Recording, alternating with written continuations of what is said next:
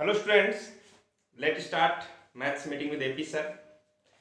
ये हमारी exam booster series का सेकंड लेक्चर।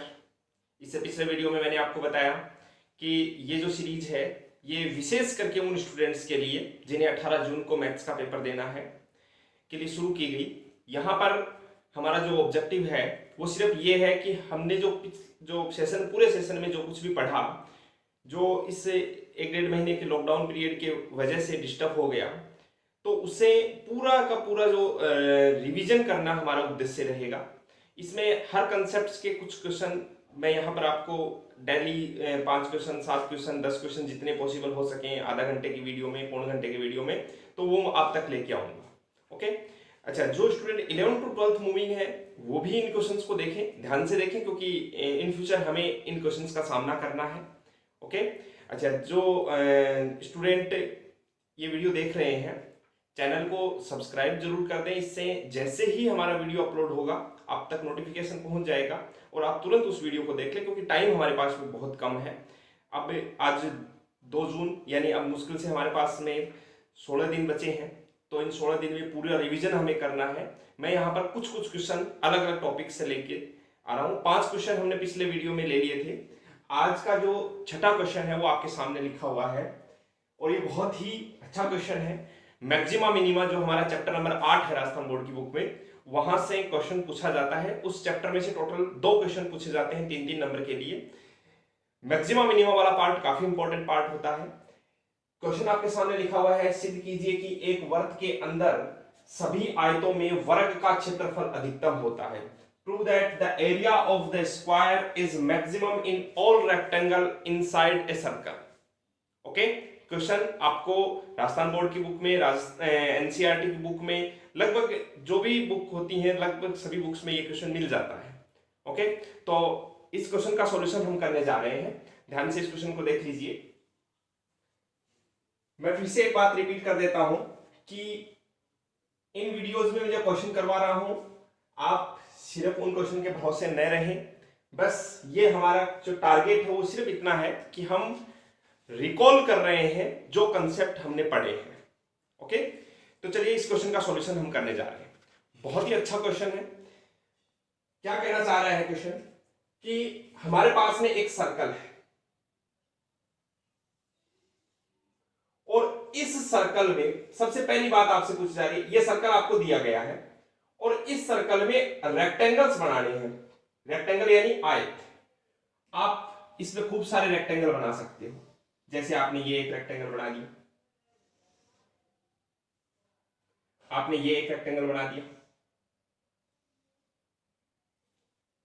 आपने ये एक रेक्टेंगल बना दिया। तो मैं आपसे ये कहूं कि सर्कल के अंदर infinite number of rectangles possible है। अच्छा जी, अब ये क्वेश्चन ये कह रहा है कि इन सभी रेक्टेंगल्स में जो स्क्वायर बनेगा, क्या स्क्वायर भी एक रेक्टेंगल होता है, वर्ग भी एक आयत होता है? ये मान लेते हैं कि स्क्वायर है जिसकी साइड ए है। इस स्क्वायर का एरिया जो है वो मैक्सिमम होगा। दूसरे शब्दों में मैं ये कहूं कि एक सर्कल में जितने भी रेक्टेंगल्स आप बना सकते हैं सबके सब बनाएंगे, सबके एरिया कैलकुलेट करेंगे।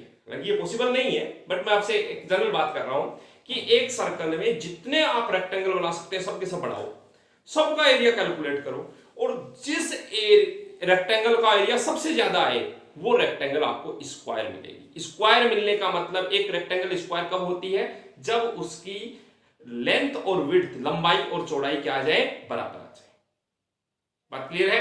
तो मैं एक रेक्टेंगल इसमें लेके चल रहा हूं कि ये तो एक सर्कल है और इस सर्कल में एक रेक्टेंगल मैंने यहां पर बना लिया, आयत। ये एक रेक्टेंगल, ठीक है, नाम दे दिया मैंने ए, बी, सी और डी। ओके, ये आपका इस सर्कल का सेंटर है। मैं आपसे एक बात सीधी सीधी ये करूं कि अगर ए को सी से मिलाया जाए, यानी कि इस रेक्टेंगल के डायगोनल को अगर आप मिलाते हैं, विकर्ण को आप मिलाते हैं, तो डेफिनेटली ये सेंटर से ही होकर जाएगा। क्यों? क्योंकि क्लास 9-10 में एक बात पढ़ते आए हम कि जो हाफ सर्कल होता है, सेमी सर्कल जिसको बोल सकते हैं अपन, उसमें जो एंगल बनता है वो क्या होता है 90 डिग्री। और हमें पता है कि रेक्टेंगल है, अगर आयत है तो इसका जो एंगल होगा वो क्या होगा, सारे के सारे एंगल क्या होंगे 90-90 होंगे। और 90 डिग्री का एंगल बनने का मतलब ये एंगल 90 बने तो इसके लिए क्या जरूरी है कि ये सर्कल क्या होना चाहिए, हाफ होना चाहिए, सर्कल हाफ होना चाहिए। इसका मतलब क्या हो गया, AC इसका डायमीटर हो गया। क्लियर हुई बात? अच्छा, सर्कल की रेडियस अगर r है तो AC की लेंथ क्या 2r हो जाएगी क्या? अगर सर्कल की त्रिज्या r है तो इसकी ये कितनी होगी 2r होगी। बात क्लियर? अच्छा जी, मैं इस रेक्टेंगल की लेंथ को x ले लेता हूं और विड्थ को y ले लेता हूं, लंबाई x और चौड़ाई y। क्लियर बात? अच्छा जी, अब आप आ जाओ कि हमें पहली बात तो प्रूव क्या करना है। प्रूव यह करना है कि x इक्वल टू y, यानी ये जो रेक्टेंगल आपने बनाया है इस रेक्टेंगल की लेंथ और विड्थ क्या है, इक्वल है, तभी ये क्या बनेगा, स्क्वायर बनेगा। अच्छा जी, लेकिन ये कब होगा, जब एरिया जो है वो क्या होगा, मैक्सिमम होगा, क्षेत्रफल क्या होगा, अधिकतम होगा। ओके, अब ये डायग्राम आपने बना लिया। ये डायग्राम बनाने के बाद मैं आपसे कहूं कि एरिया ऑफ रेक्टेंगल ABCD, मैं एक काम करता हूं, इसको मैं PQRS नाम दे देता हूं, ठीक है। और यहां पर मैं लिख रहा हूं एरिया ऑफ PQRS और इसे A से डिनोट कर देता हूं। तो क्या ये x इंटू वाई हो जाएगा क्या, लंबाई गुणा चौड़ाई। क्लियर? ये जो एरिया है ये क्या होना चाहिए, क्वेश्चन कह रहा है मैक्सिमम होना चाहिए। कब होना चाहिए, जब x और y इक्वल हो। एरिया मैक्सिमम होना चाहिए कब, जब x और y इक्वल हो। अब इसमें मेरे पास में एक चीज आ रही है, आपको इस डायग्राम में x नजर आ रहा है, y नजर आ रहा है और स्मॉल r नजर आ रहा है, 3 पैरामीटर नजर आ रहे हैं। मैं आपसे सीधा सीधा क्वेश्चन ये करूं कि इनमें वेरिएबल कौन है और कांस्टेंट कौन है, चर राशि कौन है और अचर राशि कौन है। तो आप सीधा सीधा जवाब ये देंगे कि x और y तो है वेरिएबल, बट r जो है वो कांस्टेंट है। क्यों भाई, क्योंकि सर्कल तो वही रहेगा, इस सर्कल में आप अलग अलग रेक्टेंगल बनाएंगे। मैंने सिर्फ एक बनाया है, बाकी बनने को इनफाइनाइट नंबर ऑफ रेक्टेंगल्स है यहां पर पॉसिबल है। इन सभी रेक्टेंगल्स की लेंथ अलग अलग होगी, विड्थ अलग अलग होगी, लंबाई और चौड़ाई अलग अलग होंगी। इसका मतलब x और y की वैल्यू अलग अलग रेक्टेंगल के लिए अलग अलग होंगी। मैंने कोई एक ली है और वो एक ऐसी ली है जिसका एरिया क्या है, मैक्सिमम है, और उस एरिया को मैक्सिमम मानते हुए हमें क्या प्रूव करना है, x इक्वल टू y। बात क्लियर हुई? चलिए जी, अब आप एक बात बताओ, जैसे ही आपने ये पहला पॉइंट पढ़ा है, आपने देखा कि जो आपका एरिया A है वो x और y दो वेरिएबल्स पर डिपेंड कर रहा है। x और y की वैल्यू चेंज होगी तो आपका एरिया चेंज होगा। मैक्सिमम कब होगा, जब x इक्वल टू y होगा। वहीं तक तो पहुंचना आपने को, लेकिन उससे पहले एक बात ये बताइए कि ये जो आपको ट्राइंगल नजर आ रहा है, नीचे वाला देख लो चाहे ऊपर वाला ले लो, क्योंकि देखो ये x है तो ऊपर वाली ये भी x होगी, ये y है तो ये भी y होगी। ट्राइंगल अगर आपको देख रहे हैं तो इस ट्राइंगल में आपको ऐसे नजर नहीं आ रहा x square plus y square is equal to 2r का स्क्वायर। पाइथागोरस थ्योरम, आधार स्क्वायर प्लस लंब स्क्वायर इज इक्वल टू कर्ण square, base square plus perpendicular square is equal to hypotenuse square. Okay, तो यहां से मैं क्या कर रहा हूं, y स्क्वायर की वैल्यू कैलकुलेट कर लेता हूं। तो y square is equal to क्या आ जाएगा, 4r square minus x square, और रूट लगा देंगे और इधर से स्क्वायर हटा देंगे। ये y की वैल्यू आ गई। जैसे ही y की वैल्यू आ गई, अब आप बताइए कि आपका एरिया क्या हो गया, x root 4r square minus x square. बात क्लियर? अच्छा जी, जैसा कि आपने जो टॉपिक पढ़े हैं उसके अकॉर्डिंग मतलब पीछे का रिवीजन ही तो कर रहे हैं अपन।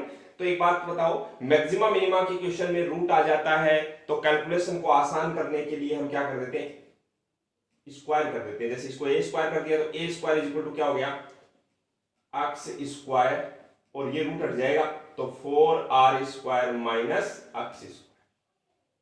क्लियर है? और इस ए स्क्वायर को मैं एक नया नाम दे देता हूं z। z is equal to, ये क्या हो गया, 4r square x square minus x की पावर 4।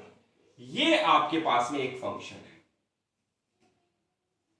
और इस फंक्शन को हमें मैक्सिमाइज करना है, मतलब इस फंक्शन का अधिकतमीकरण हमें करना है। ये फंक्शन जो है इसमें z है वो किस पर निर्भर कर रहा है, किस पर डिपेंड कर रहा है, अक्ष पर।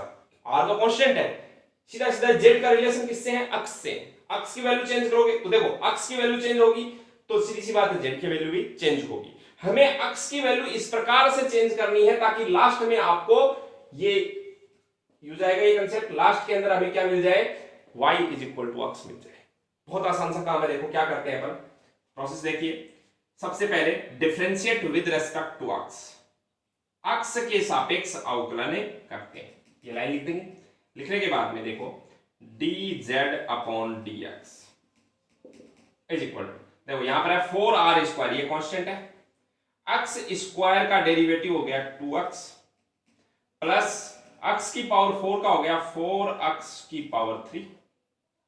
यहां से आप देख पा रहे हैं कि 4 कॉमन आ रहा है एक तो, और अक्ष भी कॉमन आ रहा है, तो 4x को मैंने कॉमन ले लिया तो यहां पर बच गया अपने पास में 2r स्क्वायर माइनस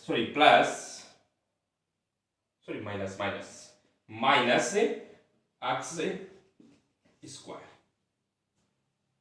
बात क्लियर? अच्छा जी, उसके बाद में प्रोसेस जानते हैं हम। सबसे पहले तो क्या होता है कि किसे मैक्सिमम करना है या किसे मिनिमम करना है। मैक्सिमा मिनिमा का क्वेश्चन होता है तो सबसे पहला काम तो है लैंग्वेज को समझ करके हमें फंक्शन बना लेना होता है। यहां पर हमें एरिया को मैक्सिमम करना था, एरिया हमारे पास में जैसे ही आया उसमें रूट आ गया, उसका स्क्वायर करके हमने रूट हटा दिया सिर्फ कैलकुलेशन को आसान करने के लिए। सोच के देखो यहां पर अगर ए होता है, ए को का अक्ष के रेस्पेक्ट में अगर हम डिफरेंशिएशन करते तो पहले इस अक्ष का होता, फिर यहाँ रूट का भी होता, तो काफी लंबी कैलकुलेशन हो जाती। इस कैलकुलेशन से बचने के लिए हमने क्या किया, ए का स्क्वायर कर दिया, क्योंकि हमें पता है कि एरिया कैसी क्वांटिटी है, पॉजिटिव क्वांटिटी है। अगर यहां पर बात करें कि एरिया मैक्सिमम है तो किसी भी मतलब मैक्सिमम कब होगा, जब उसका स्क्वायर भी मैक्सिमम हो। स्क्वायर अगर कम आ गया इसका मतलब वो वैल्यू भी कम आएगी।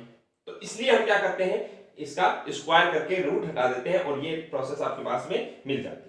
ये हमारा फर्स्ट डेरिवेटिव हो गया। अब दोबारा से लाइन लिखोगे यहां पर, डिफरेंशिएट विद रेस्पेक्ट टू अक्ष अगेन, अक्ष के सापेक्ष पुनः अवकलन करते हैं। पुनः अवकलन करते हैं तो इसको लिखने का तरीका क्या होता है, d2z अपॉन dx स्क्वायर।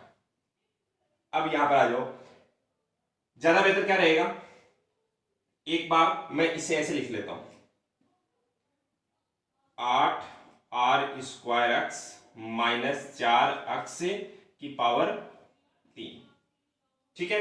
अच्छा जी, यहां से अगर मैं बात करूं तो ये हो गया 8r square minus 12x square. कैसे हुआ देखो, 8r स्क्वायर तो कांस्टेंट है, लिख दिया जी, अक्ष का अक्ष के रेस्पेक्ट में 1, फिर 4 12 आ गया, अक्ष क्यूब का क्या हो गया 3x स्क्वायर, तो 4 3 12 x स्क्वायर। ये डिफरेंशिएशन हो गया।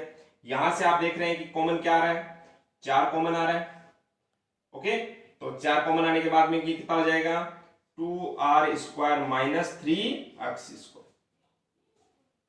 ओके, अच्छा जी, यहां तक आने के बाद अब आप इसको नोट कर लीजिए। अब देखो हम क्या करते हैं, चाहे मैक्सिमा सोल्व करना हो चाहे मिनिमा सोल्व करना हो, स्टेप होती है अपनी कि put dz upon dx is equal to 0। मैं ये कहूंगा put first derivative is equal to 0। First derivative को 0 के इक्वल पुट करने का मतलब ये हो गया 4x into 2r square minus x square is equal to 0। यहां से हम देख रहे हैं ये 4 तो 0 हो नहीं सकता, तो x की वैल्यू क्या आएगी, या तो 0 आएगी और x स्क्वायर की वैल्यू 2r स्क्वायर आएगी। देखो या तो ये x 0 होगा या ये फैक्टर पूरा 0 होगा। ये फैक्टर 0 होने का मतलब 2r square is equal to x square, ऐसे एस अपने पास में मिल गया, 2r² is equal to x²। ऐसे लिख दो, या फिर ऐसे लिखो कि x इक्वल टू √2r। अब देखो x की वैल्यू 0 पॉसिबल नहीं है, क्यों? क्योंकि x क्या है? लेंथ ऑफ रेक्टेंगल, और लेंथ कभी 0 नहीं हो सकती, आयत की लंबाई कभी 0 नहीं हो सकती। तो x की वैल्यू क्या लेंगे फिर अपन? √2r। अच्छा, यहां से जब देखते हैं तो x² is equal to 2r², x equal to plus minus आता है, लेकिन हम माइनस नहीं लेंगे, क्यों? क्योंकि लेंथ जो है वो नेगेटिव भी नहीं होती। ओके, तो ये जो अपने पास में x की वैल्यू मिली, अब इस x की वैल्यू को लेकर के आपको चलना है सेकंड डेरिवेटिव। सेकंड डेरिवेटिव में यहां आ जाओ, 4 2r² - 3। अब देखो x की जगह पर √2r लिखेंगे, तो √2r और इसका स्क्वायर, ये कितना हो गया? देखो 4 × 2r² माइनस, देखो √2 का स्क्वायर 2, 2 × 3 6r², 2r² - 6r², -4 +4 से मल्टीप्लाई हो गया तो -16r²। अब देखिए ये क्या आ गया? नेगेटिव आ गया। और यही कंडीशन होती है किसकी? मैक्सिमा की। उल्टी होती है कंडीशन कि सेकंड डेरिवेटिव अगर पॉजिटिव आता है तो मिनिमा, और सेकंड डेरिवेटिव अगर नेगेटिव आता है तो मैक्सिमा। इसका मतलब ये हो गया कि जो कुछ भी हम लेके चल रहे थे शुरू से, वो मैक्सिमम के लिए ही लेके चल रहे थे। यानी यहां पर सिर्फ ये बात प्रूव हुई है कि हम अब कंडीशन की बात करें कि x is equal to √2r है, तब एरिया मैक्सिमम होगा। अब एरिया मैक्सिमम होगा तो अब वापस आ जाओ जहां मैंने शुरू में एक रिलेशन लिखा था, y is equal to √4r² - x²। यहां पर अगर आप आके कैलकुलेशन करते हैं, √4r² माइनस x की जगह पर आप √2r पुट करते हैं, तो ये हो गया 4r² माइनस 2r², तो ये हो गया √2r², मतलब √2r। तो y की वैल्यू भी क्या आ गई? √2r। तो क्या लिख देंगे? Therefore x is equal to y। It means the rectangle is a square. अतः जो आयत आप लेके चले थे वो क्या है? एक स्क्वायर। वापस लाइन लिखेंगे, therefore the maximum area of a square in all possible rectangles inside a circle. The area of square is maximum in all possible rectangle inside a circle. अतः वृत्त के अंतर्गत सभी आयतों में वर्ग का क्षेत्रफल अधिकतम होता है, क्योंकि यहां पर दोनों चीजें आ रही है, मैक्सिमम की कंडीशन भी सेटिस्फाई हो रही है और x इक्वल टू y भी आ रहा है। कब आ रहा है? जब x इक्वल टू √2r।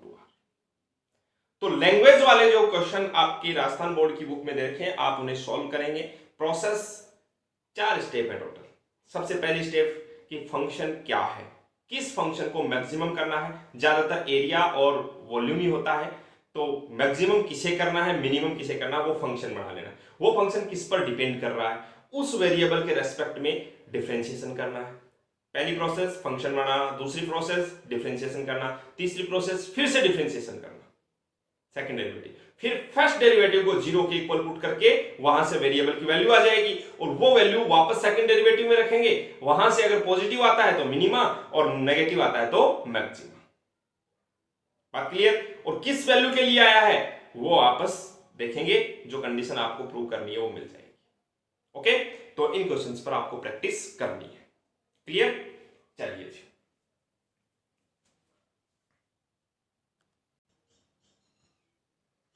हाँ तो स्टूडेंट, क्वेश्चन नंबर 7 आपके सामने लिखा हुआ है। एक और बेहतरीन क्वेश्चन, बोर्ड एग्जाम की दृष्टि से अगर बात करें तो ऐसा क्वेश्चन लगातार पूछा जा चुका है कि कोई भी एक कर्व की इक्वेशन आपको दी हुई होती है, एक पॉइंट दिया हुआ होता है, और ये कहता है कि find the equation of the tangent, स्पर्शरेखा की समीकरण ज्ञात कीजिए। Find the equation of the tangent to the curve. Curve की इक्वेशन मैंने ये दी है, x⁴ plus y⁴ is equal to 1। ठीक है, और ये आपका पॉइंट। क्लियर है मेरी बात? बहुत ही आसानी से ये 3 नंबर का क्वेश्चन आप सोल्व कर सकते हैं। देखिएगा, यहां पर आपको कर्व का ग्राफ कैसा बनेगा, जो भी आपको वक्र दे रखा उसका ग्राफ कैसा बनेगा इससे मतलब नहीं है, आप एक रफ डायग्राम बना लो।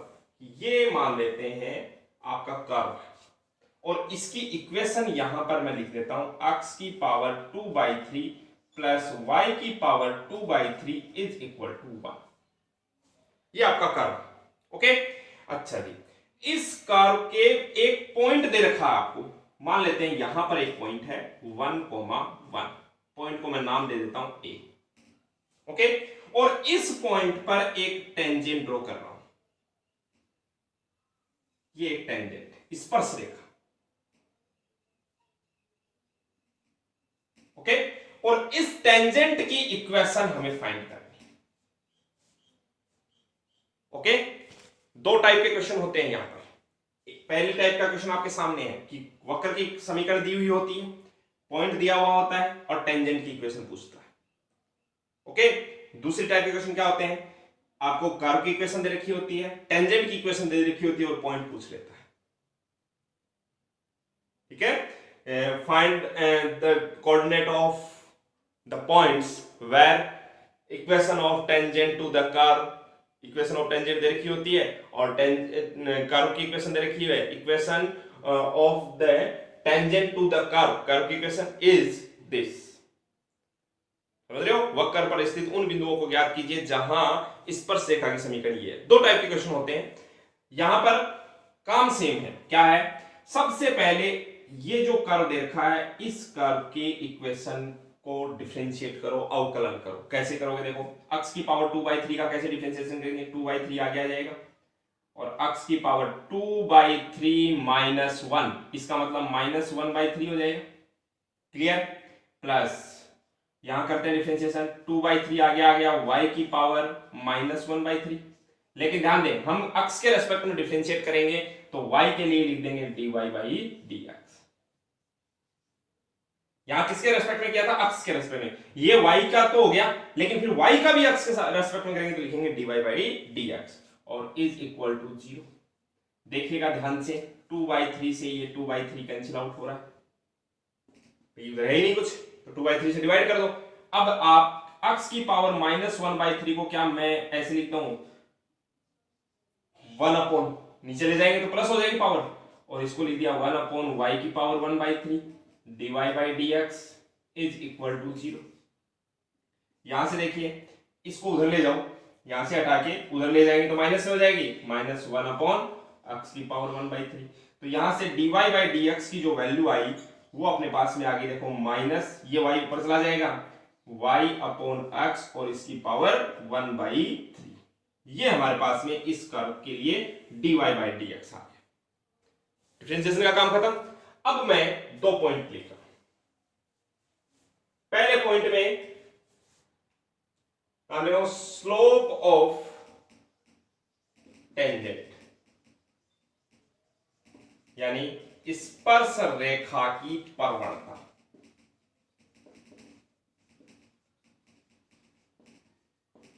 ठीक है, इसको m से डिनोट करें तो m equal to dy/dx eight कौन से पॉइंट पर, ये होता है कंसेप्ट हम पढ़ते हैं, geometrical explanation of dy/dx। dy/dx की ज्यामितीय व्याख्या में हम क्या कहते हैं, dy/dx क्या होता है, किसी वक्र के किसी बिंदु पर खींची गई स्पर्श रेखा की प्रवणता होती है। ठीक है, dy/dx means slope of the tangent to the curve. Okay, तो m is equal to dy/dx कौन से पॉइंट पर, 1,1। तो मतलब क्या है, 1,1 पॉइंट का मतलब है x की जगह पर भी 1 और y की जगह पर भी 1 पुट कर दो तो ये हो जाएगा -1/1 पावर 1/3, मतलब फाइनली हम लिख सकते हैं -1, क्योंकि 1/1 की पावर 1/3 तो 1। स्लोप आ गई, तो अब अगले पॉइंट आ जाएगा tangent, equation of the tangent,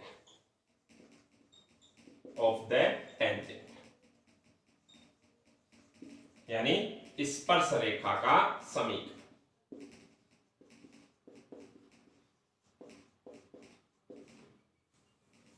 okay, क्या होता है, डायरेक्ट याद रखो, y minus y1 is equal to mx minus x1। Okay, तो तो यहां से अगर मैं बात करूं तो y माइनस y1 x1 की जगह पे ये पुट करना है आपने कौन से पॉइंट पर, इस पॉइंट पर, तो y minus one is equal to m की वैल्यू क्या आई -1 x माइनस वन। ओके, किसी बिंदु से, ये हम उसमें भी पढ़ते हैं 2D में भी पढ़ेंगे कि किसी बिंदु पर खींची गई रेखा, किसी बिंदु से होकर जाने वाली रेखा का समीकरण, equation of the line passing through the point, किसी पॉइंट से पास होने वाली लाइन की इक्वेशन क्या होती है, y minus y1 is equal to m x minus x1। ये x और y तो वेरिएबल है, y1 और x1 उस पॉइंट के कोऑर्डिनेट होते हैं जहां से लाइन पास हो रही है।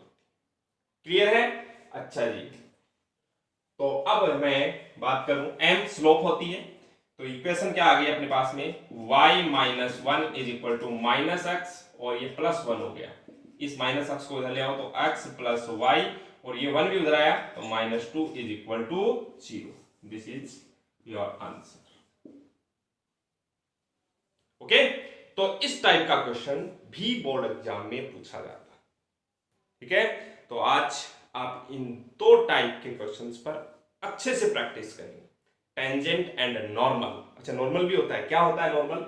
अगर यही क्वेश्चन होता और कहता कि find the equation of the normal, तो मैं आपको बता देता हूं बहुत आसानी से दो काम अपने को करने। Number 1, slope of the normal is -1/m। Normal की स्लोप क्या होती है? क्योंकि देखो हम ये पढ़ते हैं कंसेप्ट 2D के अंदर कि एक ये हमारे पास में लाइन है, टेंजेंट है, नॉर्मल क्या होता है, उस लाइन के परपेंडिकुलर लाइन होती है, लंबवत रेखा होती है, ये नॉर्मल है, जिसे हिंदी में अभिलंब कहते हैं।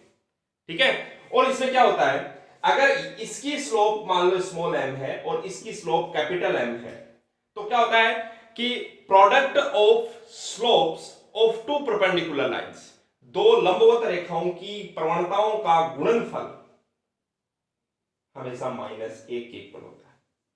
जो 11th 12th मूविंग स्टूडेंट है उनको थोड़ा सा ये चीजें अलग लग रही होंगी, बाकी बहुत आसान सी बातें हैं ये। 2D के अंदर हम बहुत जल्दी जल्दी इन चीजों को प्रूव भी करेंगे। तो यहां से हमारे पास में कैपिटल M आता है, capital M is equal to -1 upon small m।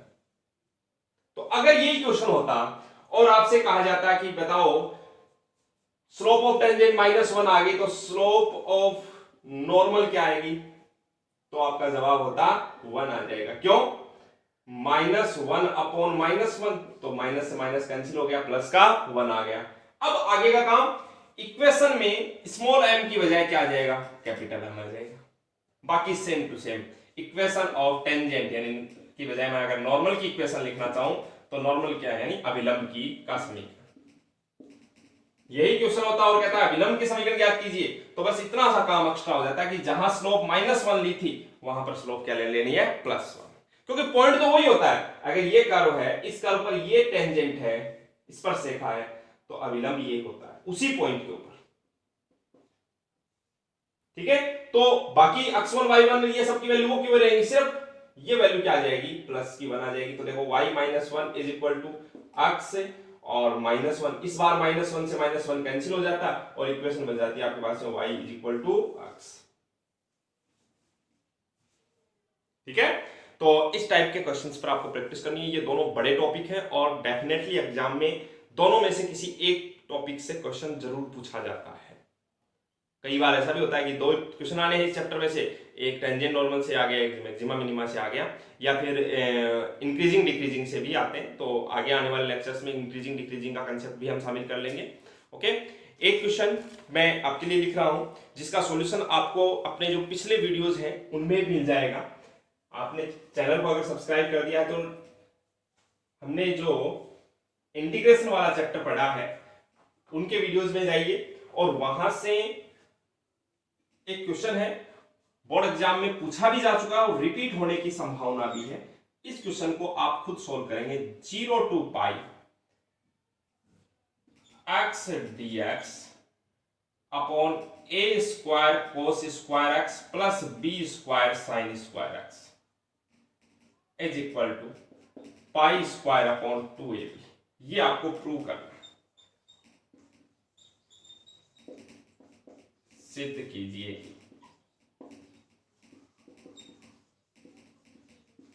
इसे आप अपना क्वेश्चन नंबर 8 लीजिए। ठीक है, इस क्वेश्चन को आप खुद सॉल्व करेंगे।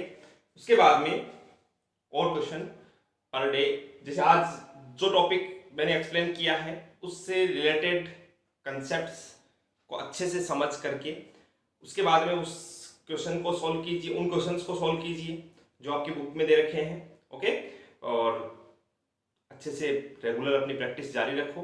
चैनल को सब्सक्राइब कर दो। नई नई चीज़ें ये जो 10-15 दिन है इसमें अपने को मिलेंगी। ओके, और तैयारी अच्छे से रखो, क्योंकि फिर से याद दिला देता हूँ, टारगेट हमारा 100/100 का ही होना चाहिए। Okay, thank you.